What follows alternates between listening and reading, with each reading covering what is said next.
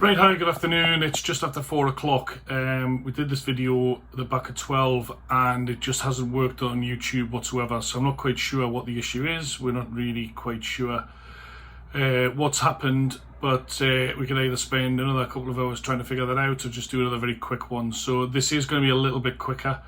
Everybody pretty much knows where we stand on Born to Finish. He's arguably been a little bit below where we'd have expected so far this season. Since he's gone to Ed, had a couple of challenges in a couple of the races regarding whether or not he handles downhill and just missing a break, and then the ground being horrible in Scotland, etc. So, in some terms, he's not really got his season off the ground at all. We are working with him still over 7 furlongs. We feel that is absolutely his trip now.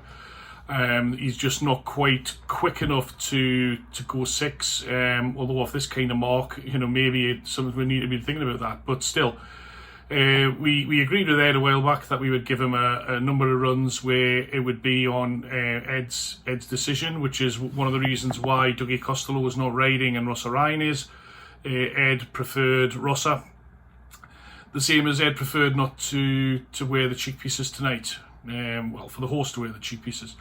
It doesn't mean that this might sound like I'm trying to throw Ed under a bus before the horses even ran. That's not the case. But, we did make different trainers work different ways. And, with Born to Finish, I've been with crowd racing for so long. I feel myself, a number of the owners, we know the horse very, very well.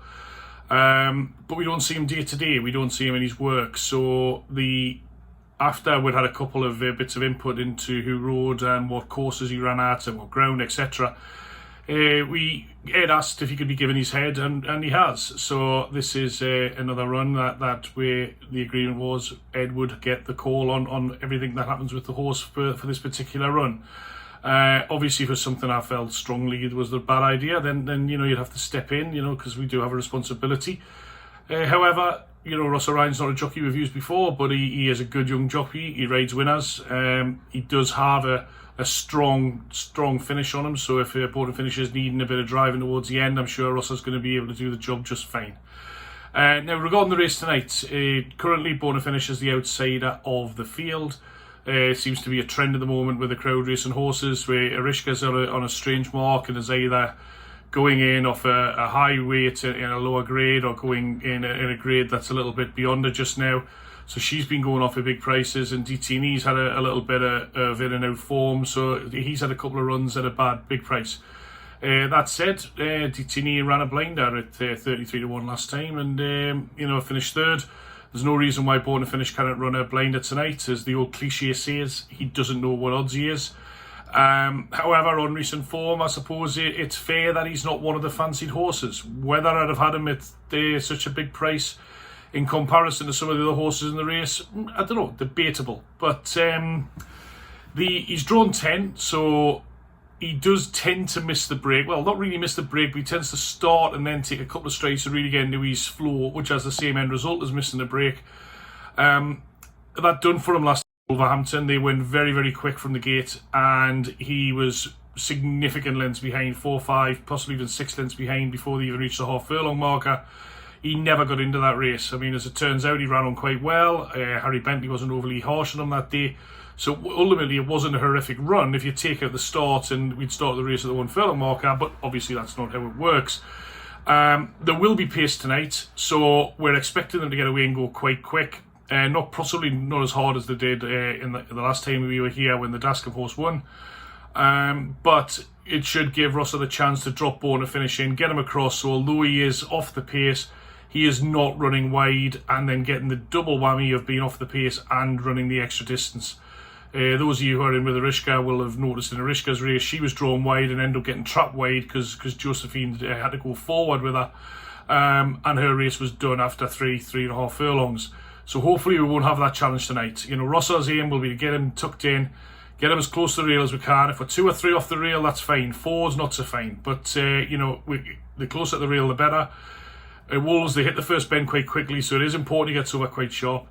They go down the back straight before they've got 2 more bends before the home straight. It's also pretty important that he's able to get himself tucked into a nice position there. The aim, and it's not always as easy to do this. There'll be other jockeys trying to do the same. There could be, there's all sorts of factors. But the plan is for us to try and get them more prominent before they come off the final bend. Now, at Wolves, that could be tricky if he has to go wide around the second last bend to get the position, so therefore he wouldn't do that. But if the opportunity is there, he is not going to wait until he comes off the bend before he tries to position him. Born to Finish doesn't have, surprisingly for a horse that's won so many races over 6, he doesn't have a great turn of foot. But what he does have is, when he gets to his top speed, he is a better horse than the horses in this race, in my opinion.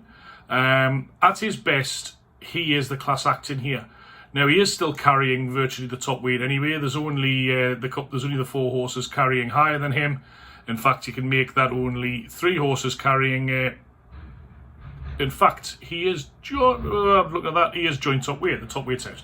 So you can see I've got the race post right behind me here. So it's other horses in the race. I think it's a very, very tight race. You know, the form of our Charlie Brown and Rock Boy Grey ties in. I'm not massively in love with that form. It's not form that I think I'd be hugely relying on. I think the front runners went too hard that day.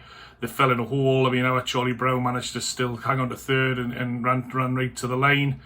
But he's a well handicapped horse, so I'm not hugely into the thing that Rock Boy Grey was massively unlucky. He's been favourite the last couple of times, or at least joint favourite thereabouts, for a horse that's yet to win. I'm not quite sure about that horse whatsoever, but you know, Mark Loughnan's a cracking cracking trainer, and there may well be more to come from that. Holiday Magic's been off for a long time. Mickey Stibbe's a genius for horses like this, but the horse hasn't won for a while, and I don't know. Again, it's just not a horse I could, I couldn't say I would never lay him, but it's not a horse I could be backing. You've got the 2 David Evans horses, the Groove and Amor Fati. I would have probably had Amor Fati, the shorter of the 2, but the Groove's in it sort of 11-2, 6-1. Amor Fati's double that price. Ben Curtis taking the ride on the Groove. I think the Groove's a decent horse that just doesn't tend to win a lot. You know, it runs well. It did win 3 times ago, but it did run 3. It did win 3 races ago, so there's obviously some ability there. But again, I think it's a horse that they know where they're at. The horse that I would be interested in as the biggest threat to Born to Finish is Soprani, which is the Amy Murphy horse. I think it's finished something like second 6 times out of the last 8, something like that. I'd say, but I don't know. It's run up 5 of its last 6. So there you go, 5 of its last 6. It goes on the surface. It's Gabriel Belluni is a good young pilot, so I think that's a horse that I would be thinking is going to run a big race. The James Fancho horse finished behind us at Kempton. It's got a lot to prove after a couple of bad runs. And the Keith Dalglish horse, Chucky Dunedin, finished ahead of us at Hamilton, but that race just take out the equation for us. And Chucky Dunedin really hasn't been showing much form since then again. So although he's on a vastly reduced mark than what he was as a younger horse, I think that mark hugely flattered him, and they've had to wait a long time to bring him down. Today could be his night, who knows, but he, again, not a horse that I could be looking too long at. Eponina won last time out from the front in a race that I think that it needs to run better today to really threaten the principals. And Lucky Lodge is 8 of its last 9 wins on tap. It had a caught in the Racing Post, but it hasn't won for 20. That's a horse that's got a bit of back class. If I'm looking at Born to Finish's back class, it'd be a bit hypocritical not to look at Lucky Lodge's. I think in summary, it's if they go hard and we get a little bit of luck, Born to Finish has to go really close tonight. But I do think we've said that a couple of times already this year. He doesn't have the cheek pieces on tonight, which hopefully is going to be the right call, and we can just wait and see. I think he's not a horse that has let us down very often, but he's a horse that hasn't been really getting into his races in the last couple of weeks. So even the run at Brighton, where he finished relatively close to them, he never ever looked like really winning. So I think what we're needing to see tonight is hopefully we're going to see him in the winner's enclosure. If not first, at least in second or third. If he doesn't come in the first 3, I think what we really need to see is born to finish, running right to the line, being competitive, and I think we absolutely need to see a step up on recent form. Ed is well aware of this, and Ed is absolutely focused on making sure that happens. So good luck to everybody, and if anybody's got any questions, by all means, drop me a message. Thank you.